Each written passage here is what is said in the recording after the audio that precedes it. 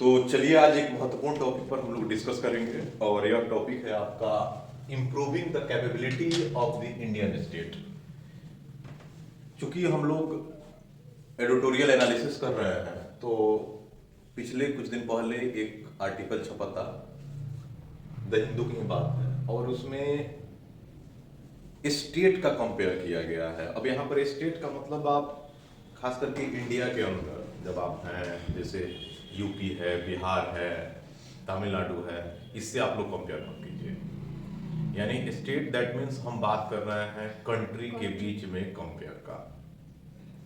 अर्थात अगर कोई देश है, खास करके इंडिया है, चाइना है, अमेरिका है, जापान है, ब्राजील है, इस सारे देश अगर कोई देश अगर एक निरंतरता के साथ डेवलप होते जा रहा है, विकसित होते जा रहा है, तो उसके पीछे क्या कारण है? हम इतने आबादी वाले देश होने के बाद हमारी एक इतिहास रहा है, चाहे आप प्राचीन भारत से उठा करके देख लें या अभी के समय तक आप देखें तो आप समझ पाएंगे कहीं ना कहीं हमारे देश के पास इतनी बड़ी क्षमता है, पॉसिबिलिटी है, जो कहीं ना कहीं जा करके दूसरे देश में अपना योगदान देते हैं और वह देश काफी तरक्की के साथ आगे बढ़ता है। आप देखेंगे कि अभी के समय में जो भी टॉप मोस्ट कंपनियां हैं या बेहतरीन तरीके से अगर देखा जाए जो देश ऑर्गेनाइज रूप से अच्छे से चल रहा है, वहां के लीडर के तौर पर एमपी हो सकते हैं या कोई बड़ा लीडर हो सकते हैं, वह इंडियन के रूप में आपको जरूर दिखेगा, डेफिनेटली दिखेगा। यह भारत की अपनी एक पहचान है। लेकिन हम इतने सब चीज होने के बाद भी उस टॉप लिस्ट में क्यों नहीं जा रहे हैं जहां पर भारत को होना चाहिए? मैं टॉप लिस्ट का मतलब ये नहीं कहना चाह रहा हूं कि आप सिर्फ और सिर्फ एक दिशा में बढ़ना शुरू कर दें और बढ़ करके आप कुछ ऐसे डेटा शो करने लगें जिससे लगभग दुनिया स्तर पर आपको जाना जाए। मैं उसकी बात नहीं कर रहा हूं। मैं ये कह रहा हूं कि जिस प्रकार से यूनाइटेड स्टेट्स ऑफ अमेरिका है, जहां पर लिविंग ऑफ स्टैंडर्ड बेहतरीन मानी जाती है, आप यूरोपियन कंट्री के जो बेहतरीन कंट्री में से जो खास करके आप देखेंगे, जर्मनी चले जाइए, यूके चले जाइए, उन सब देशों की क्या कंडीशन है और लिविंग ऑफ स्टैंडर्ड वहां पर क्यों अच्छा है। हाल के कुछ दिनों पहले अगर मैं करूं इस टॉपिक पर आने से पहले, भारत में लगभग आपको एक डेटा बताऊं तो भारत में लगभग एक साल में 10 मिलियन के आसपास शादियां होती हैं, कम नहीं 10 मिलियन। और उस 10 मिलियन मैरिज में लगभग आप देखेंगे कि टॉप मोस्ट 30-40% के आसपास शादियां जो होती है वो दूसरे देशों में जाकर के होती है। अब सोचिए कि अब जो हम शादी में इन्वेस्ट कर रहे हैं वो चीजें अगर हम अपने देश में करें तो कितना बेनिफिट होगा। खास करके नरेंद्र मोदी साहब का एक स्टेटमेंट भी आया था पिछले सप्ताह, उसमें इन्होंने कहा भी था कि भारत में कुछ इस प्रकार का सिस्टम तैयार किया जाना चाहिए कि हम जो खास करके जो बड़ी फैमिली हैं, जिन लोग वेल ऑर्गेनाइज तरीके से अपना शादियां करना चाह रहे हैं, तो उन लोग विदेशों में न जाकर के भारत में ही शादी करें, ताकि उससे जो भी टैक्सेस आ रहे हैं, जैसे आप शादी में जाते हैं। पिछले ही दिन मैं एक समारोह में गया था, मैंने वहां पर देखा कि आप शादी समारोह आप कर रहे हैं लेकिन उसके साथ इतने लोग इन्वॉल्व हैं और उनकी एक इनकम आपसे जुड़ी हुई है। तो इस प्रकार के अगर मैरिज अगर भारत में होते हैं तो कहीं ना कहीं भारत का ही डेवलपमेंट होगा। जितने लोग हैं उन लोगों का कुछ ना कुछ सोर्स ऑफ इनकम भी डेफिनेटली होगा। कुछ इस प्रकार के प्रयास जो हैं तो होने चाहिए, वो भी जा रहे हैं। ठीक है, एनीवे इस पर अब हम इस मुद्दे पर समझने का प्रयास करेंगे और यह मुद्दा यह है कि लगभग हम इंडिया और दुनिया के देशों के साथ हम लोग कुछ कंपेयर करेंगे और समस्या को समझेंगे कि क्या समस्या है। अगर कोई देश अगर बड़ा है, बड़ा इन द सेंस पॉल्यूशन के हिसाब से, सॉरी पॉपुलेशन के हिसाब से नहीं, लिविंग ऑफ स्टैंडर्ड के हिसाब से कोई देश बड़ा है और बड़ा है तो उसमें क्या क्वालिटी है। तो हम इस क्लास के तहत पहले समस्या को समझेंगे, कहाँ समस्या है, और फिर उस समस्या से निदान निकालेंगे कि हमारे द्वारा क्या मिस्टेक हो रहा है, कहाँ समस्या है और किस चीज पर अगर हम लोग फोकस करें तो शायद हम लोग इससे बाहर निकल सकते हैं। तो सबसे पहले थोड़ा सा कंपेयर करते हैं कुछ देशों के साथ जैसे देखिए, भारत G20 का मेंबर है, आप लोग वाकिफ हैं। G20 में 20 देश हैं, टॉप मोस्ट कंट्री आते हैं। इस G20 देश में अगर देखा जाए, भारत की अगर कंडीशन देखा जाए इंडिया की, तो इंडिया में लगभग जो गवर्नमेंट जॉब में जो लोग इन्वॉल्व हैं, उसका जो डेटा निकल के आता है वो 5.7 है। लगभग 100 में से लगभग 5.7 लोग हैं जो गवर्नमेंट जॉब में या ऑफिसर लेवल के जॉब में हैं। खासकर मैं बात कर रहा हूँ जिस लेवल की आप लोग प्रिपरेशन कर रहे हैं उसकी बात कर रहा हूँ। यानी मैं अगर कहूँ इसमें, तो लगभग इसमें से ग्रुप ए, ग्रुप बी कि ज्यादा मैं यहाँ पर वोटेज देने का प्रयास करूंगा। और खासकर मैं आगे चल करके ये भी कंपेयर करूंगा कि अभी के समय में सबसे ज्यादा जो इन्वॉल्वमेंट है, लोगों के साथ इंटरेक्शन है। कल ही की मैं एक छोटी सी कहानी बताऊंगा। इसी क्लास में मैंने कुछ चीजें ऑब्जर्व किया, मैं एक जगह से आ रहा था, वो चीजें देखा, वो चीजें आपको भी सीखनी चाहिए क्योंकि इस चीज का आप प्रिपरेशन कर रहे हैं। जबकि अगर यह डेटा अगर आप कंपेयर करें दूसरे देशों के G20 के, तो लगभग आप इंडोनेशिया और चाइना, जो इंडोनेशिया और चाइना है, इन दो देशों का अगर आप कंपेयर करेंगे तो यह रेशियो आपका लगभग 10 से लेकर के 12% के आसपास हो जाता है। आप कहेंगे सर इसमें गवर्नमेंट जॉब और बड़ा और छोटा स्टेट का मतलब क्या है? मैं आगे कुछ मिनटों में इन सारे पॉइंट को लिखने के बाद जब उसको कंपेयर करूंगा तो आप लोगों को ये चीजें समझ में आने लगेगी कि मैं ये चीजें क्यों लिख रहा हूं। तो लगभग आप ऐसे अंदाजा लगा लिए होंगे कि इस प्रकार की कंडीशन। ब्रिटेन की अगर मैं बात करूं, ब्रिटेन आप लोग वाकिफ हैं, ब्रिटेन में लगभग यह डेटा आपके 15% के आसपास है। कुछ और तरीका से कंपेयर करते हैं। लगभग अगर इंडिया की अगर हम बात करें, भारत की अगर हम बात करें, तो भारत में लगभग 1 मिलियन यानी 10 लाख, यानी 1 मिलियन 10 लाख लोगों की अगर हम बात करें, तो इस 10 लाख लोगों पर जो गवर्नमेंट ऑफिसर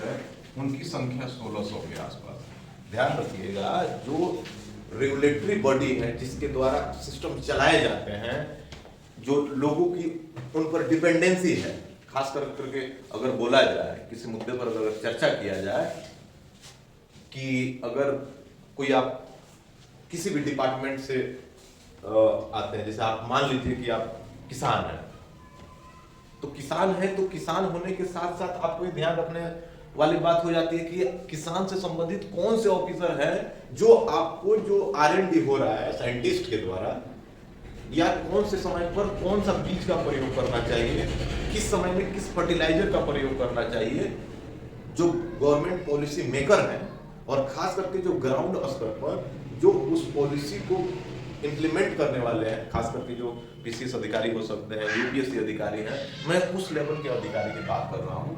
लगभग 1 मिलियन लोगों पर जो ऑफिसर की जो संख्या है डेफिनेटली 1600 है।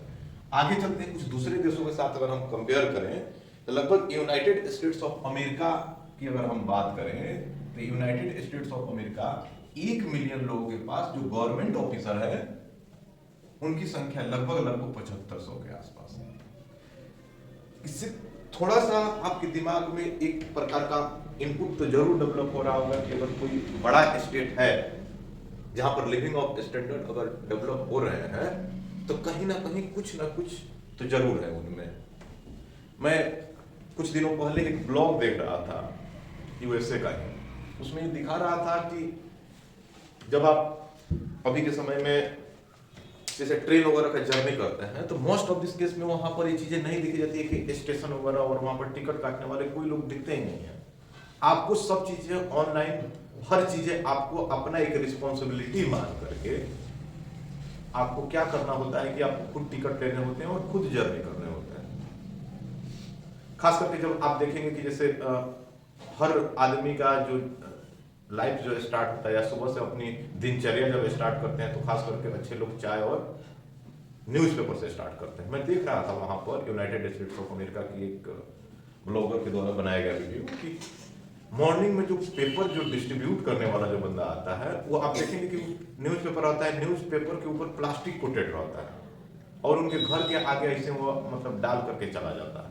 फिर घर के लोग आते हैं और इतनी, एक तरीका से देखा जाए इतनी वहाँ पर स्वच्छता है कि आप अंदाजा लगाना आपके लिए कठिन हो सकता है। लेकिन मैंने उस ब्लॉग में ये भी देखा कि उस जो ट्रेन चल रही थी, मेट्रो चल रही थी, उसमें इतना ज़्यादा उन लोगों के पास फ्रीडम दिया गया है कि वो लोग नशा में इतना ज़्यादा टल्ली थे कि ऐसे ही ट्रेन वगैरह पर पड़े हुए थे। तो कहीं ना कहीं किसी देश की अगर कुछ बेनिफिट है तो कुछ ना कुछ लॉस होना स्वाभाविक है। आप फ्रीडम किसी को ज़्यादा देते हैं तो उसमें किस प्रकार की उस फ्रीडम का लोग मिसयूज भी करना शुरू कर देते हैं।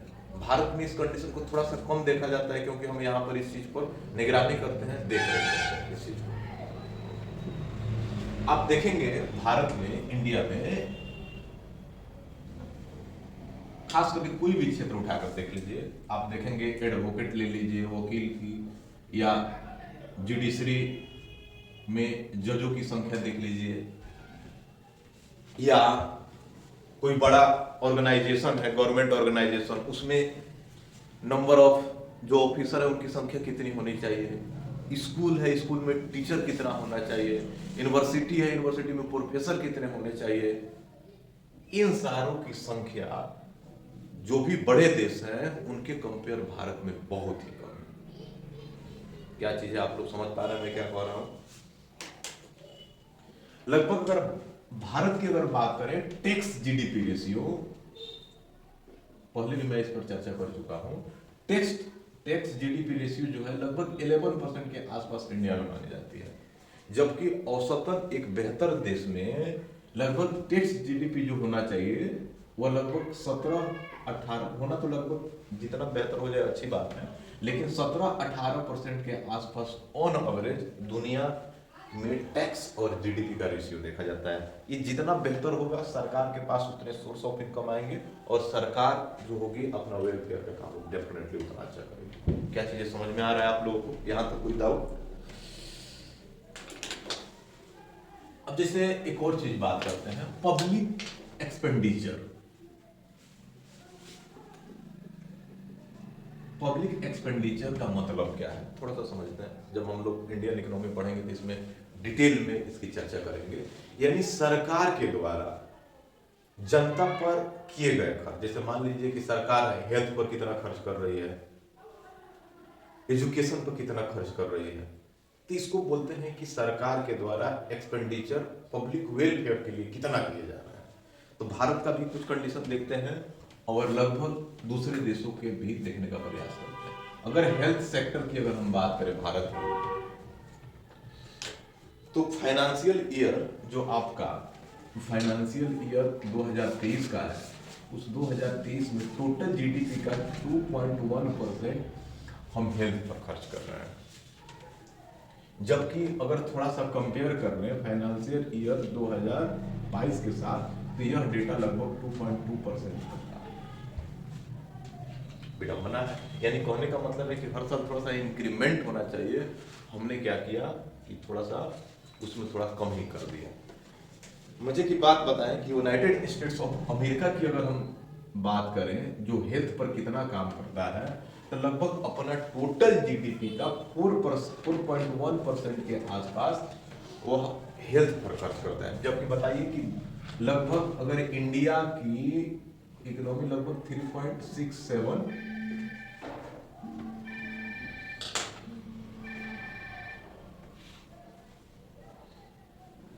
लगभग अगर बात करें यहाँ पे तो लगभग 3.6 या 3.78 के आसपास हमारी जो है इकोनॉमी है। तो अब इस इकोनॉमी का 2% कितना होगा, बस डेटा निकालिए। और किसी देश का जिसका 22 ट्रिलियन डॉलर, इस 22 का 4% कितना बड़ा होगा?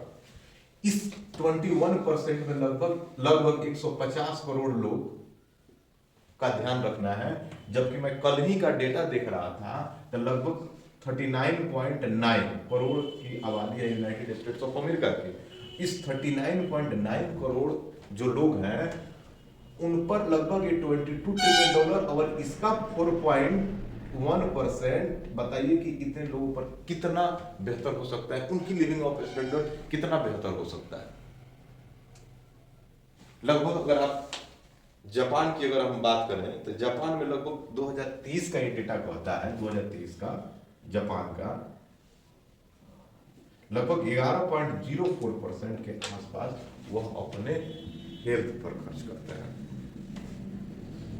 यानी कुल मिलाकर के यहाँ तक आप इस बात को समझने में बिल्कुल भी किसी प्रकार का असहज महसूस नहीं कर रहे होंगे कि मैं क्या चीजें आपको समझाने का प्रयास कर रहा हूँ। यानी जो आपका ऑथर है, राइटर है, वह ये बताने का प्रयास कर रहा है that means to big to small, कि अगर कोई स्टेट बड़ा है तो क्या सिर्फ कहने के लिए बड़ा है, या वह कुछ कर रहा है ग्राउंड स्तर पर। हाल के दिनों में अगर आप देखेंगे कि आज ही सुबह मैं देख रहा था थोड़ा सा न्यूज़पेपर वगैरह, तो उसमें देखा कि यूनाइटेड स्टेट्स ऑफ अमेरिका के जो राष्ट्रपति हैं वहां पर उनके ऊपर इम्पीचमेंट का सिलसिला जारी किया गया है। क्यों किया गया है आप जान करके हैरत में पड़ जाएंगे। उनके जो बेटे हैं जिनका नाम है हंटर बिडेन समथिंग नाम है उनका, उन पर कुछ आरोप है कि वो अपना टैक्स पे नहीं किए हैं, और उनका एक बिजनेस है और उस बिजनेस में इन्वॉल्वमेंट यूक्रेन और चाइना का है।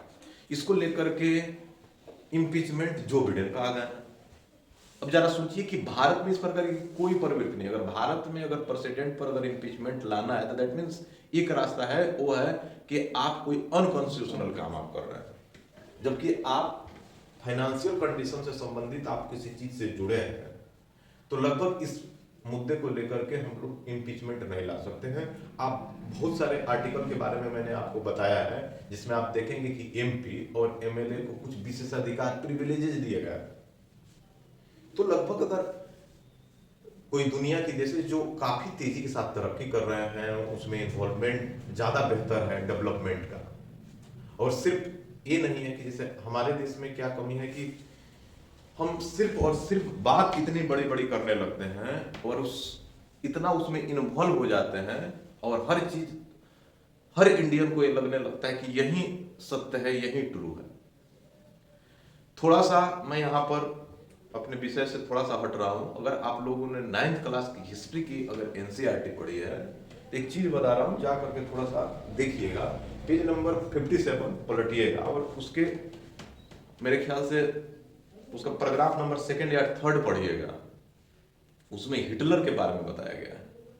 बताया गया कि हिटलर जब आ रहा था अपना रनिंग में, तो सबसे पहले उसने मीडिया जो था उस मीडिया को पूरा को अपने फेवर में कर लिया था। जुडिशरी पूरी उसी के अकॉर्डिंग चलती थी। सबसे पहला उसका जो स्टेप था,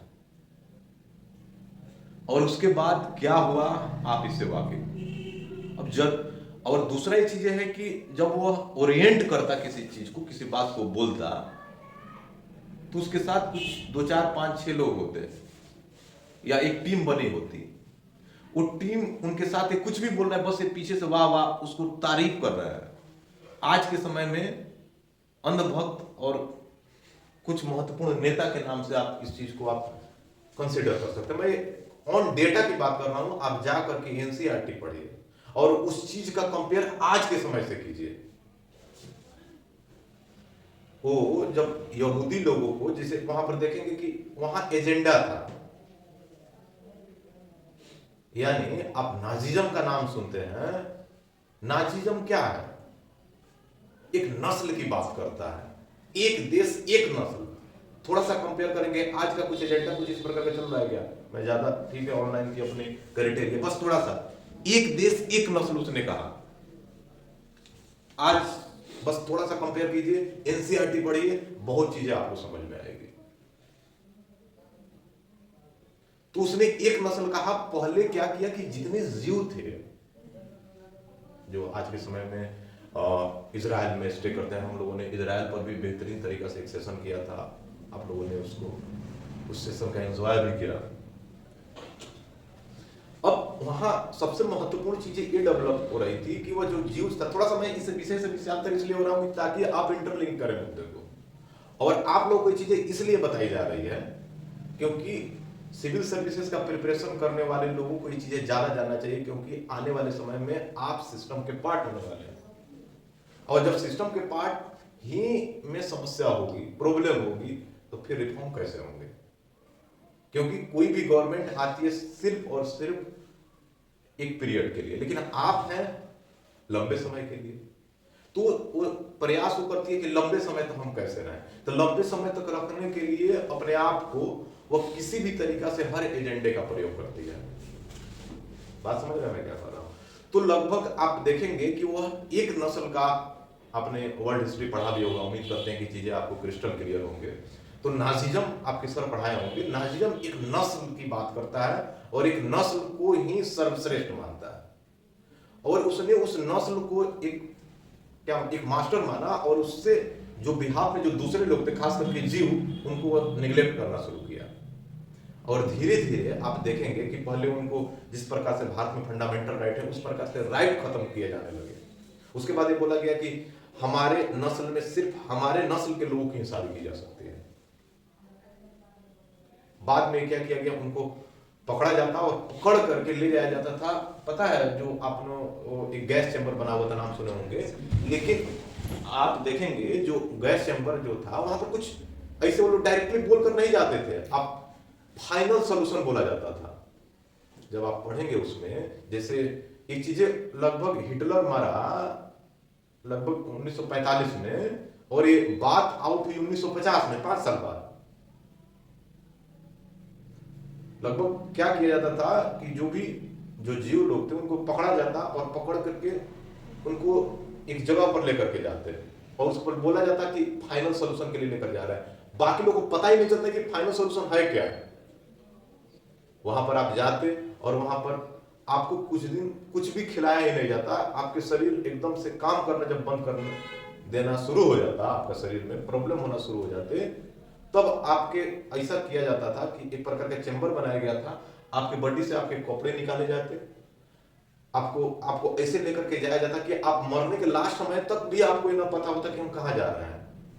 आप जैसे झरना वगैरह नहाते वगैरह हैं, उस प्रकार की चीजें बनी होती है, आप उसमें एंट्री करते तो उसमें से गैस निकलता। जब गैस निकलता इस प्रकार की चीजें कि आप वहां पर तुरंत वोमिटिंग करने लगते, ब्लड आपके शरीर से निकलने लगता और आपकी डेथ हो जाती। उसी में से जब कुछ लोगों को जब ये चीजें पता चला, तो उस पता चलने के दौरान उसने कुछ लेटर लिखा और अपनी पूरी किस प्रकार के इंसिडेंट हो रहे हैं, और उनको एक ड्रम में वहां पर लेटर को लिख करके उन्होंने दबा दिया, गाड़ दिया। लगभग मेरे ख्याल से अप्रैल एंड की बात है, जहां पर, या एग्जैक्ट डेट ध्यान नहीं आ रहा, शायद 28 अप्रैल का दिन था जिस दिन मुसोलिनी को लोग उसके ही क्षेत्र में मार मार के उसको खत्म कर दिए।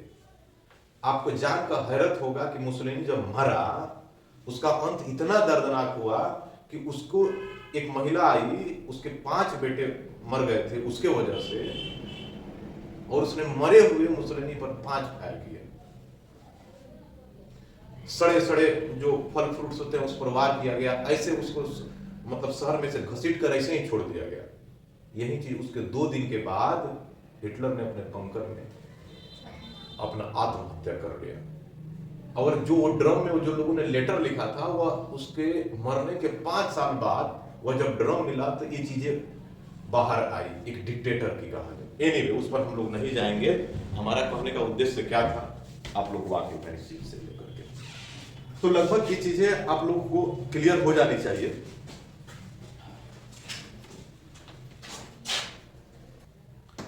एक और अगली समस्या क्या हो जाती है कि हमारे ट्रेनिंग कैसे होते हैं। इंडिया की अगर बात करें, जैसे ग्रुप ए लेवल की जॉब है, ग्रुप ए लेवल की जॉब है, तो आप देखेंगे कि उसकी ट्रेनिंग मसूरी में होती है। तो सोचिए उनका किस प्रकार से वहां किस प्रकार से उनकी ट्रेनिंग हो रही होगी। जो भी पीसीएस के जो ट्रेनिंग होते हैं, जो ग्रुप बी के होते हैं, वह स्टेट में होते हैं। बंद कीजिए पीछे से। ग्रुप बी के होते हैं जो वो स्टेट में होते हैं। लेकिन अगर आप ग्रुप सी एंड डी में जो लोग ग्रुप सी और डी के तहत जो लोग काम करते हैं, इन लोगों की ट्रेनिंग कैसे होती है, आप लोग इससे वाकिफ हैं। लोगों का डायरेक्ट इंटरेक्शन ए वाले से ज्यादा होता है, बी वाले से, या सी एंड डी से होता है, सी एंड डी से होता है। इसी की ट्रेनिंग इनके कंपेयर में ना के बराबर होती है। आप देखेंगे कि लगभग यूपीएससी के सिलेबस में इथिक्स जैसा पेपर डाल दिया गया है। क्यों डाला गया? कि आप समझें, स्टेट में बिहार को छोड़ दिया जाए तो लगभग स्टेट पीसीएस में इथिक्स का पेपर ऐड करें। यूपी में चले जाइए, आप राजस्थान में चले जाइए, वहां पर इथिक्स जैसा पेपर ऐड कर दिया, लेकिन बिहार में नहीं किया गया। ठीक है, इस पर हम लोग नहीं करेंगे चर्चा। सीएडी को तो छोड़ ही दीजिए कहानी। मैं कल की एक बात बोल रहा था आप लोगों के समझ, थोड़ी सी चीजें आप लोगों को सीखना चाहिए। मैं आ रहा था कहीं से, एक हो सकता है कि कोई ग्रुप ए लेवल का ऑफिसर, पीछे उसकी गाड़ी चल रही थी, आगे गाड़ी में कुछ लोग थे जो हमको लगता है बिहार पुलिस लेवल के लोग थे। सागर पोखरा के आसपास मैंने देखा कि लगभग एक बूढ़ा आदमी सड़क पार कर रहा था। मैं वहीं पर बाइक रोक करके बस क्रॉसिंग कर रहा था इंस्टीट्यूट आने के लिए।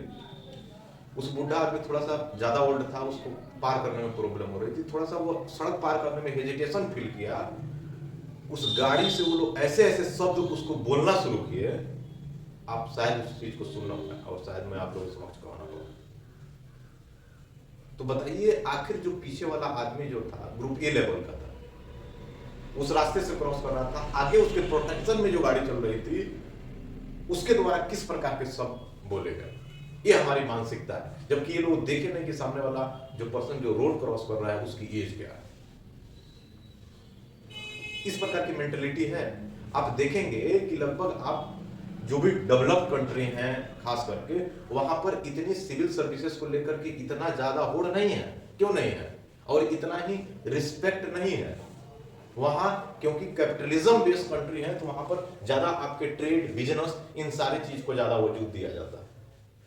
यहाँ पर इतना, जैसे कहा जाए, जो ब्यूरोक्रेसी को लेकर के इतनी ज्यादा एक अहमियतता, जो खास करके ये तो परंपरा तो मैकाले के समय से आती है। ब्रिटेन के समय जब हमारे ऊपर वो रूल कर रहे थे, तो उनके अपने रिस्पेक्ट के लिए इतनी सारी चीजें उनको दी गई थी।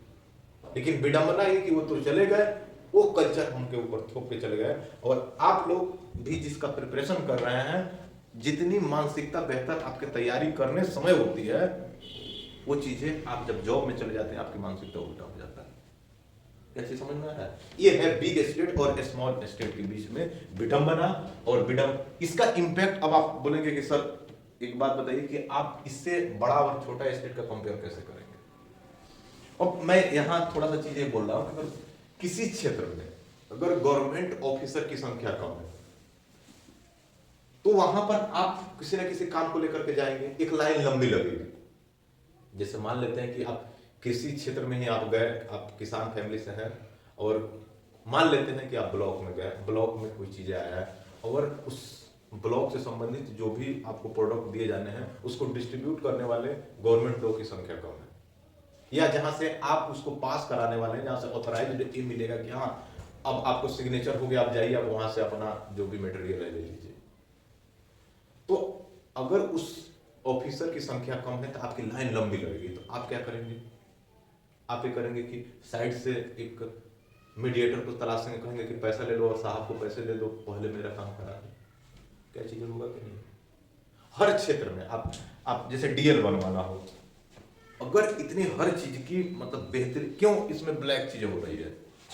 कोई लाइसेंस प्रोसेस में क्यों लोग डायरेक्ट बनवा करके ना किसी एजेंट को क्यों पकड़ते हैं कि काम मेरी जल्दी हो जाए? रेड टेपिज्म जिसको बोला जाता है, लाल फीताशाही, यानी ये इस टॉपिक को करना है यहाँ से वहां से वहां, तो वो फाइल वहां गई, वो फाइल वहां गई, फाइल घूम रही है, आप 15 दिन से चक्कर लगा रहे हैं, लास्ट में बोले कि हमारे पास टाइम ही नहीं मिला, और लास्ट में आप किसी एजेंट को पकड़ा और एजेंट से वो काम किया। तो जिस देश में गवर्नेंस बेहतर होता है उसमें अकॉर्डिंग टू ऑफिसर्स ज्यादा होते हैं। खास करके अगर ऑफिसर्स नहीं है तो उस प्रकार के सिस्टम तैयार की जाती है, डिजिटल प्लेटफॉर्म तैयार किए जाते हैं, और उस डिजिटल प्लेटफॉर्म के अकॉर्डिंग व्यवस्थाएं की जाती है, जिसकी वजह से काम बेहतर चलता है। तो लगभग यहां तक हम लोग बात को समझ पाए हैं।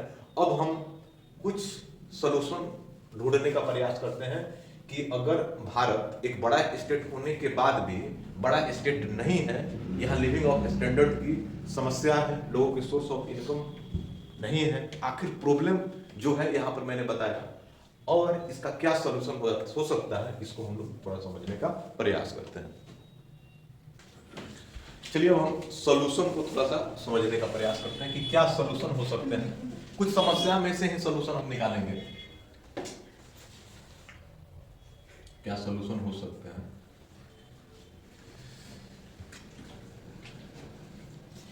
सबसे पहला जो इश्यूज है पॉलिसी, जिसको बोलते हैं नीति निर्माण। भारत में कंडीशन क्या है कि जो पॉलिसी बनाने वाले और पॉलिसी को ग्राउंड स्तर पर इंप्लीमेंट करने वाले एक ही वर्ग के लोग, और वो पॉलिसी वही बनाते हैं जिसका उद्देश्य इलेक्शन से, वही इलेक्शन में कमिटमेंट करते हैं और उसी कमिटमेंट को पूरा करने के लिए उस प्रकार की नीति बनाते हैं। ये जरूरी नहीं है, जैसे मान लीजिए उदाहरण के रूप में कि हम एक ऐसा नीति बनाते हैं जिस नीति का उद्देश्य इलेक्शन के बेनिफिट, जैसे मान लीजिए उदाहरण एक उदाहरण लेते हैं, फ्लड आया और आपने क्या किया कि आपने बोला कि अगर इस बार मेरी सरकार रहेगी तो मैं लोन माफ कर दूंगा, जबकि आपको पता है कि लोन अगर माफ अगर निरंतर किया जाए तो उसका इंपैक्ट आपके जो गवर्नमेंट बैंक है उन पर पड़ता है, उनकी जो एनपीए है, नॉन परफॉर्मिंग एसेट्स, वो बढ़ने लगता है और फाइनली उसका इंपैक्ट गवर्नमेंट को पड़ता है। तो लगभग आप पॉलिसी ऐसे बनाए, जैसे आप देखेंगे कि एग्जीक्यूटिव और legislative United states of America में अलग अलग है। तो राइटर एक होता है, इसमें अधिकांश चीजें मैं राइटर की बातें बोल रहा हूं, कुछ अपनी चीजें मिला करके, लेकिन अधिकांश चीजें मैं जो राइटर कहना चाहता है उस चीज की मैं आपके समक्ष प्रेजेंट करने का प्रयास कर रहा हूं कि जो पॉलिसी जो जनरली जो बनना चाहिए, वो पॉलिसी जो होना चाहिए वो डेफिनेटली अलग अलग, बनाने वाला कोई और हो, इंप्लीमेंट करने वाला अलग हो, क्योंकि जब कोई इंप्लीमेंट करेगा तो बनाने वाले से क्वेश्चन कर सकता है कि हाँ इस प्रकार की चीजें, लेकिन जब जरा सोचिए कि मैं ही बनाऊं, मैं ही लागू करूं, अब मेरे द्वारा ही लागू किए जाए, तो फिर प्रश्न किससे पूछे जाएंगे, अकाउंटेबिलिटी किससे, जवाबदेहिता किससे पूछी जाएगी, ये भी जरूरी बन जाता है। जैसे आप देखेंगे, जैसे कैग या जैसे कैग में जितने मेंबर होने चाहिए उनकी टीम में, उनकी संख्या काफी जो नंबर होती है वो कम हो देखी जाती है इंडिया के क्षेत्र में। अब इससे क्या होता है कि कैग भारत का जो लेखा परीक्षण होता है उसका सिर्फ यह देख लेता है कि हाँ कितना पैसे आए और कितने गए, उसके पास ये टाइम नहीं होता कि स्टडी ये करें कि सरकार के द्वारा जो पॉलिसी बनाए गए और उस पॉलिसी में इतने पैसे खर्च किए गए तो उसमें से इतना पैसे खर्च ना होकर के इतना पैसे खर्च होना चाहिए, और साथ में कुछ रिकमेंडेशन दे कि इस प्रकार की पॉलिसी से इस प्रकार की पॉलिसी ज्यादा बेहतर है। क्या चीजें समझ में आ रहा है? क्योंकि वह बिजी है, नंबर ऑफ उतने लोग नहीं है इसकी टीम में जो वह खुल करके वह काम कर पाए। तो हमको करना क्या होगा, पॉलिसी एक बेहतर, ठीक है हमारे सप्रेशन ऑफ पावर के तहत आते हैं, लेकिन ध्यान ये रखना होगा कि जहां पर सप्रेशन ऑफ पावर, जैसे भारत में क्या है, सप्रेशन ऑफ पावर है, सप्रेशन ऑफ पावर का मतलब क्या है, किसके बीच में, जुडिशरी और एग्जीक्यूटिव के बीच में, लेकिन समन्वय के साथ सिद्धांत किस पर काम करता है, एग्जीक्यूटिव और लेजिस्लेटिव के बीच में। तो लगभग कुछ ऐसा किया गया है कि जो आप समन्वय के सिद्धांत जो फॉलो कर रहे हैं, आप समन्वय के सिद्धांत ही फॉलो करें, क्योंकि आपका कॉन्स्टिट्यूशन कहता है वही करें, लेकिन कुछ ऐसा काम करें जो लगभग जो खास करके यूनाइटेड स्टेट्स ऑफ अमेरिका में सप्रेशन ऑफ पावर के तहत किए जाते हैं। ये चीज समझ में आ रहा है? कुछ ऑफिसर इस प्रकार से हायर किए जाए जिनको एज ए अकाउंटेबल ठहराया जाए, उनसे क्वेश्चन मार्क किए जाए, और आपकी भी एक मानसिकता हो कि आप कोई भी पॉलिसी लेकर के आए वह इलेक्शन आधारित ना हो। यह चीजें समझ में आ रहा है? जैसे पिछले ही क्लास में जब हम लोग चर्चा कर रहे थे तो मैंने $5 ट्रिलियन इकोनॉमी की बात कर रहा था, तो लगभग 80 करोड़ के आसपास लोगों को अनाज देने की क्या नीड है? क्या हम उसको ऐसा नहीं कर सकते कि उसको जॉब दे, रोजगार दे, या उनको कुछ ऐसे प्लेटफॉर्म तैयार करें जिससे उनको कुछ ना कुछ रोजगार मिले? क्या आपको ऐसा नहीं लगता है कि जो 5 केजी अनाज वाली जो बात हो रही है उसमें फ्री ऑफ कॉस्ट होगा या पैसे लगेंगे? पैसे लगेंगे तो पैसे लगेंगे तो ऐसे जगह से यूज किए जाए जिससे लोगों को लॉन्ग टर्म बेनिफिट हो।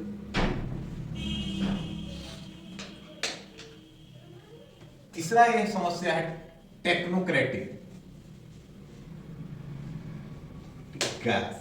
टेक्नोक्रेटिक गैप भी कहते हैं कि जो खास करके भारत में जो समितियां बनाई जाती है जिससे रिकमेंडेशन लेने के लिए या पॉलिसी बनाने के लिए, जैसे मान लीजिए कि एग्रीकल्चर पर ही पॉलिसी बनाना है, जैसे एग्रीकल्चर पर भी हमको पॉलिसी बनाना है। अब इसमें तो लगभग हमने इस पॉलिसी मेकर में रिटायर्ड आईएएस को रख लिया। हमको लगता है कि यही सबसे होशियार आदमी है, जबकि हम ये भूल गए कि हो सकता है कि इस रिटायर्ड आईएएस के जगह पर इस एग्रीकल्चर के एक्सपर्ट को रखना चाहिए, कुछ टेक्निकल एक्सपर्ट लेकर के आना चाहिए। जैसे मान लीजिए कि हमको अगर ड्रोन तकनीक लेकर के आना है, किसानों को समझाना है, तो ड्रोन किसानों के लिए बेहतर हो सकता है कि नहीं, तो उसके लिए पॉलिसी मेकिंग में कुछ साइंटिफिक इंजीनियर को लेकर के आइए।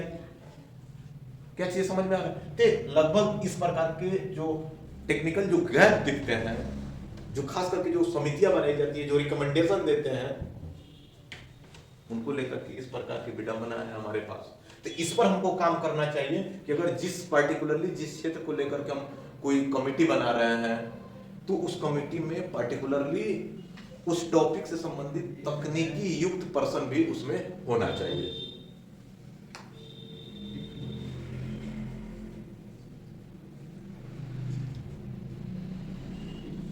एक डेटा बताती है कि इंडिया में, ध्यान रखिएगा, इंडिया में लास्ट 5 ईयर में पिछले 5 साल में 500 करोड़ रुपए खर्च किए गए हैं। 500 करोड़ रुपए जो है वो खर्च किए गए हैं।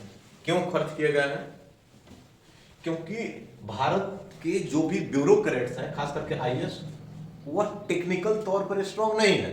जैसे मान लीजिए जो रिटायर हो गए और उनको मान लीजिए कि बना दिया गया किसी कमेटी का अध्यक्ष या हेड बना दिया गया, अब उनका दिमाग काम ही नहीं कर रहा है इस पर, तो वो लोग हायर कर रहे हैं दूसरे कंट्री के एक्सपर्ट को, वो सजेस्ट करेंगे, उसके बाद इन नीति निर्माण में अपना हेल्प करेंगे।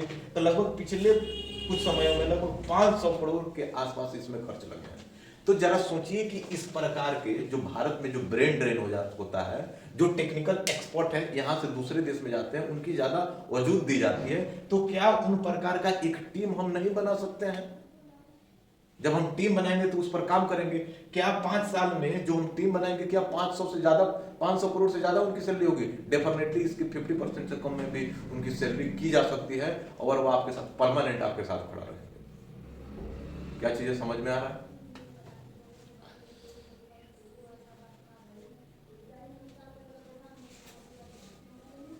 जितने भी बोर्ड है,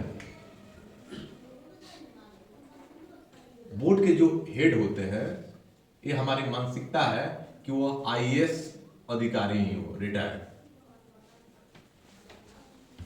जैसे कोई भी अब बोर्ड जो तैयार किया जाता है और उसका जो लीडर बनाया जाता है, जो हेड बनाया जाता है, वो रिटायर्ड आईएएस होता है। भले ही उस क्षेत्र का हो सकता है कि उसके मतलब नॉलेज कम हो। जैसे आप अभी देखेंगे, छोड़ दीजिए सब चीज की, अभी आरबीआई के गवर्नर कौन है? आपको पता चलेगा कहीं ना कहीं उनका संबंध आईएएस से है। क्या अगर जब आप आरबीआई के अगर जब गवर्नर सेलेक्ट कर रहे हैं, तो क्या कोई एक बेहतर इकोनॉमिस्ट को यहां पर नहीं रखा जा सकता है? क्यों आईएएस? आप लिस्ट उठा करके देखिए, आप देखेंगे कि आईएएस लोगों की इस प्रकार की लाइन लगी होती है, यही बनते हैं। जैसे कुछ दिन पहले आप देखेंगे कि रघुराम राजन सर थे, ग्रेट पर्सन, आईएएस नहीं थे, लेकिन जो आदमी इतना मोरल युक्त हो, वो यहाँ पर गवर्नमेंट के प्रेशर में काम नहीं कर सकता। आईएमएफ से जिसका सोचिए कि आईएमएफ में जो आदमी काम किया है, उसको ऑफर दे रहा है कि यहीं पर हर फैसिलिटी देने के लिए वो आदमी छोड़कर आ जाता है, और उसको सरकार दबाव में रख करके काम कराने का प्रयास करे, वो भी नहीं कर सकता। एक आईएएस बेहतर कर सकता है। क्यों कर सकता है? क्योंकि वो पिछले 30-40 सालों से सरकार और अपना एक कोऑर्डिनेशन बना चुका है कि अगर सरकार के साथ अच्छे रहेंगे तो मेरा प्रमोशन बेहतर होगा। वो सरकार का कोऑर्डिनेशन खूब अच्छा समझता है। तो जो यहाँ पर जो बोर्ड होते हैं, पैनल होते हैं, उसका जेन्युइनली एक कॉन्सेप्ट होता है सरकारों की, धड़ल्ले से उठाकर उसका बोर्ड मेंबर बना दिया जाता है। जबकि सॉल्यूशन क्या हो सकता है कि और लोगों को चांस दीजिए, उस जो लेवल के जो एक्सपर्ट लोग हैं उनको चांस दीजिए। जब चांस देंगे डेफिनेटली जो टू बिग टू, जैसे आप इंडियन पॉलिटी में मैंने आपको पढ़ाया था, जैसे मंत्री को अगर सेलेक्ट करने के लिए यूनाइटेड स्टेट ऑफ अमेरिका में पूरा फ्री है वहां का प्रेसिडेंट। अगर टेक्निकल सेक्टर का अगर कोई वहां का मंत्री चुनना है तो वहां का जो सबसे काबिल तकनीकी साइंस एंड टेक से संबंधित होगा, इंजीनियर होगा, उस प्रकार के पर्सन को वो लोग रखेंगे R&D में। हमारा क्या है, R&D में उसको रखेंगे जो ने ठीक ठाक सीट लेकर के आया हो। भले उसको क्या जानता है नहीं जानता इससे कोई मैटर नहीं करता। थोड़ा सा रिफॉर्म हो रहा है, अच्छी बात है, लेकिन ग्राउंड लेवल पर कहानी यही है। अपना बिहार का ही कंडीशन उठाकर देख लीजिए। आप कभी आप जा करके देखिए, अगर कोई मंत्री बनाया गया है तो उसकी बैकग्राउंड क्या है। ये बहुत चीजें सुन करके अच्छा लगा कि इस बार एजुकेशन सेक्टर में थोड़ा अच्छे काम किए जा रहा है। छोड़ दीजिए, मतलब मंत्री तो छोड़ दीजिए, हमारे जो हेड है उन लोगों का क्वालिफिकेशन उठाकर देख लीजिए। जो सीएम तबके के लोग हैं या बनने की कयास लगा रहे हैं, क्या चीज समझ रहे हैं, उनकी क्या कंडीशन है। और हम जितने लोग हैं, हमारी मानसिकता कहीं ना कहीं रिलीजन के आधार पर बट गया है, कास्ट के आधार पर बट गया है। एक अपना, जैसे मैंने हिटलर का उदाहरण इसलिए दिया कि आप जोड़िए हर जगह से, जहां अगर आप जो भी लीडर अगर ज्यादा राष्ट्रवाद को अगर तवजीह देने लगा तो थोड़ा सा उस चीज को बचिए और इस चीज को याद कीजिए रविंद्रनाथ टैगोर से, थोड़ा सा जुड़िए। रविंद्रनाथ टैगोर क्या कहते हैं अपने स्टेटमेंट में, राष्ट्रवाद होना जरूरी है, लेकिन राष्ट्रवाद हद से होना ये भी आपके लिए घातक हो सकता है।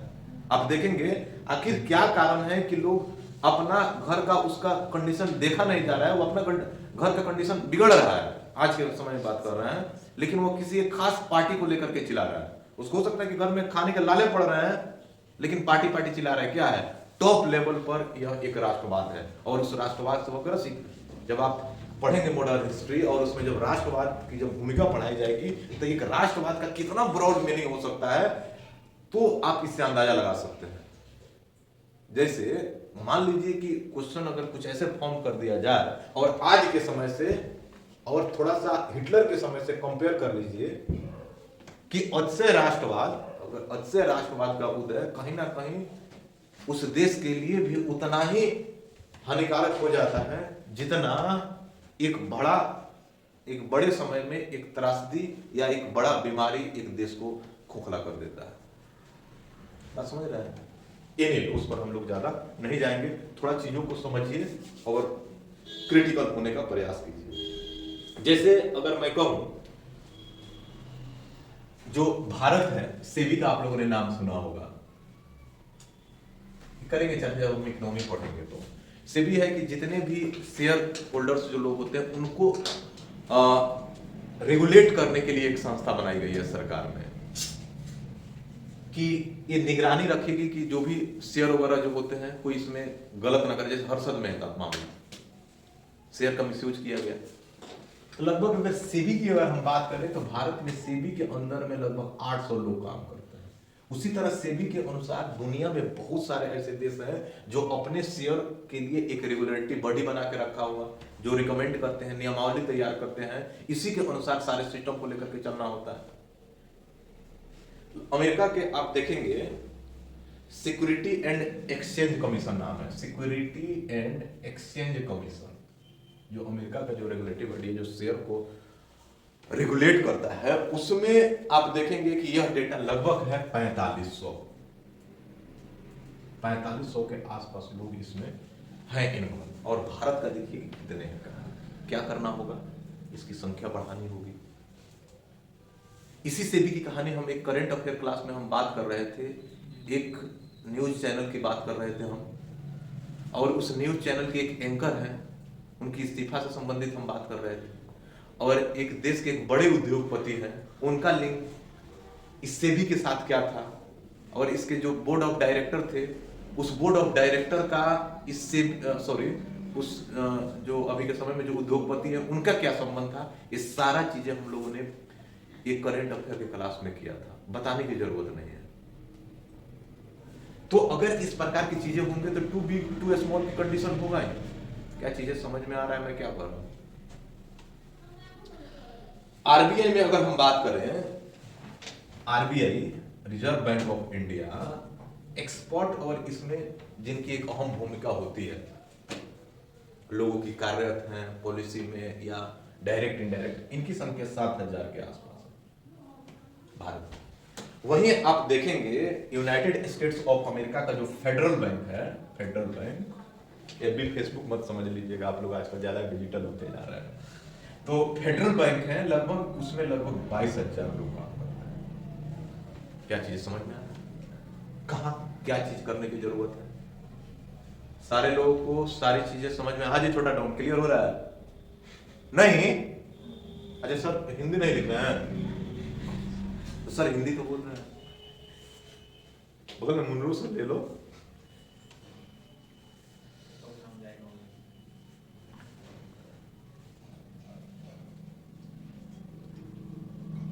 दूसरा ही चीज है, समस्या क्या है, हमारे पास एक्सपोर्ट का अभाव है। एक्सपोर्ट का देखो लिख देते हैं, अभाव, एक्सपोर्ट का अभाव है। और एक्सपोर्ट का अभाव है यानी अगर हम कोई कमेटी ही बनाते हैं, अच्छा अगर हम कोई कमेटी ही बनाते हैं मान लीजिए, तो इस कमेटी में कौन होता है, ध्यान रखिए, कोई आईएएस के तबका ज्यादा होते हैं, रिटायर आईएएस के लोग। और इस कमेटी जांच किसकी करती है? एक्सपर्ट कमेटी, उस आईएएस का जो अभी काम कर रहा होता है, तो ये कभी भी फेवर अपने ही लोगों का करेगा, क्योंकि वो ट्रिब्यूनल बना। मैं कमेटी के साथ साथ ट्रिब्यूनल की भी बात करता हूं कि मान लीजिए कि कोई मामला ऐसा चल रहा है, कोई ट्रिब्यूनल बनाया गया और ट्रिब्यूनल से पूछा गया कि हाँ इस आईएएस अधिकारी के द्वारा किए गए कार्य सही थे या गलत थे, व्हाटएवर, तो उस ट्रिब्यूनल का हेड ही रिटायर्ड होगा ये, तो क्या उसकी भी मानसिकता तो वही थी, वो उसी रास्ता से गया है, तो सपोर्ट उसी का करेगा। तो कैसे आप बड़ा हो सकते हैं, इस पर आपको काम करने की जरूरत है। क्या चीज समझ में आ रहा है मैं क्या कर रहा हूं? चलिए अब थोड़ा सा कंपेयर कर लेते हैं, थोड़ा सा इस सॉल्यूशन के में, पब्लिक वर्सेस प्राइवेट सेक्टर, यानी और क्या सॉल्यूशन होना चाहिए, यानी सरकारी नौकरी और प्राइवेट नौकरी के बीच में क्या कुछ समस्याएं हैं। जैसे देखिए, पब्लिक सेक्टर का जो भी ग्रुप ए लेवल का हो, बी लेवल का हो, वह मेहनती, मैं सबकी बात नहीं कर रहा हूं, वह जितना मेहनत इस जॉब को लेने में जितना जान लगा देते हैं, उतना जान वो लोग उस पोजीशन पर बैठने के बाद नहीं लगाते। प्राइवेट सेक्टर में है, प्राइवेट सेक्टर में वो लोग जॉब लेने में उतनी जान नहीं लगाते, लेकिन वहां जाने के बाद उनको पता चलता है कि अगर हम यहाँ पर अच्छे काम नहीं किए तो हमको फायर कर दिया जाएगा। और वहां पर क्या किया जाता है प्राइवेट सेक्टर में, परफॉर्मेंस बेस्ड इंसेंटिव दिया जाता है, जैसे आप काम करेंगे वैसे आपको इंसेंटिव दिए जाएंगे। उसके हिसाब से वो जो काम करने वाला जो बंदा होता है प्राइवेट सेक्टर का, वो घर पर भी आता है, बच्चा उसको बोले बेटा थोड़ा सा साइड में हट जाओ, बीबी को उल्टा सीधा बोल देगा, या बीबी भी उल्टा सीधा बोल देगी। आपको तो आज के समय में पता ही है बीबी का नहीं, आप ड्यूटी से आए तो बीबी जा रही है, अब बीबी आ रही है तो आप जा रहे हैं, और बीच में बच्चे का एक रूम हर फैसिलिटी दे रहे हैं और बच्चा इकलौता हो रहा है। आने वाले समय में बच्चा आपको लात मार के घर से बाहर निकाल देते हैं, आप कहते हैं कि सोशल जस्टिस नहीं हो रहा है। तो अब देख लीजिए आप क्या चाह रहे हैं, कंडीशन कहाँ है। तो परफॉर्मेंस बेस्ड इंसेंटिव, यानी सारे लोग आकर के ट्रेनिंग लेते हैं, अलग अलग से जॉब करके आते हैं। आपको बताएंगे कि जैसे मेरे एक भैया हैं टेक्निकल सेक्टर में काम करते हैं, वो बोलते हैं कि मैं थोड़ा सा और बेहतर कंपनी में जाने के लिए प्रयास करता हूँ ड्यूटी करने के बाद, कि कुछ ट्रेनिंग लेता हूँ, अलग अलग चीजों पर कुछ सीखता हूँ, 8-10 घंटे ड्यूटी के बाद 2 घंटा और चीज सीखता हूँ। क्यों? क्योंकि मेरा इंक्रीमेंट हो। गवर्नमेंट वाले अच्छा हम आ गए, जिस दिन आप तैयारी कर रहे होते हैं, स्मार्ट होते हैं, सब चीज ठीक होती है, जैसे आपकी सिलेक्शन होती है आप देखेंगे कि सर के बाल जाने लगते हैं, दिमाग अंदर और पेट बाहर आना शुरू हो जाता है। इस प्रकार की चीजें आप गवर्नमेंट ऑफिसर में देखिएगा, खासकर किसी मेरा कम्युनिटी को लेकर के क्रिटिसाइज करना उद्देश्य नहीं है, लेकिन जो वास्तविकता है वही चीजें आप लोगों को शेयर करने का प्रयास कर रहा हूं। दूसरा ही चीजें आप देखिएगा जो लगभग 6th और 7th पे गवर्नमेंट ने लागू किए। तो मैं ग्रुप ए की बात नहीं कर रहा हूं, ग्रुप ए और बी की जो सैलरी है उस ग्रुप ए और बी लेवल की जो प्राइवेट सेक्टर के जॉब है उनकी तो ज्यादा है। जैसे मान लीजिए कि ग्रुप ए लेवल की जो जॉब प्राइवेट सेक्टर में करते हैं, अब ग्रुप ए लेवल की डीएम साहब करते हैं, डीएम साहब से कई गुना सैलरी ज्यादा होगा उसका। लेकिन डीएम साहब आप समझ ही रहे हैं, छोड़ दीजिए, कहना ठीक नहीं है, अलग अलग क्षेत्रों से अलग अलग सोर्स हो सकते हैं, लेकिन उसका सोर्स नहीं है और इस चक्कर में उनको। लेकिन ग्रुप सी और डी की अगर बात करेंगे, ग्रुप सी और डी की, तो ग्रुप सी और डी की जो सैलरी है 6th और 7th पे के अकॉर्डिंग, इसके अकॉर्डिंग जो प्राइवेट सेक्टर में जो है उसकी सैलरी बहुत कम है। इतना ज्यादा सैलरी है यहाँ पर, जैसे ज्यादा सैलरी है इनकी उतनी साहबजादी है उनके पास। अब बताइए, इंसान जो है, कुछ याद कीजिए, आखिर क्या कारण है कि एमबीए किए वाले लोगों ने प्यून की नौकरी के लिए भर भर के फॉर्म भर दिए, सबसे ज्यादा देखे गए। आखिर चाहते क्या है वो लोग, चीज समझ में आया? इस पर आपको काम करना होगा। सरकार को ये चाहिए कि आपसे तो पे मत बढ़ाइए, जितना नीड है उनके अकॉर्डिंग। अब जितना इनको आप पे, एक डेटा कहता है कि जितना सरकार या पे फैसिलिटी जितना दी जाती है उतना ही एफिशिएंसी घट जाता है। जबकि प्राइवेट सेक्टर में आप देखेंगे कि इस जो भी अगर वो पेमेंट बढ़ा रहे हैं तो उस पर वो इतना आपसे काम ले लेंगे, इतना एफिशिएंसी ले लेंगे जिससे उनका तरक्की होगा। हमारा क्या है कि हम उस पर नहीं करते, तो इस पर काम करना होगा।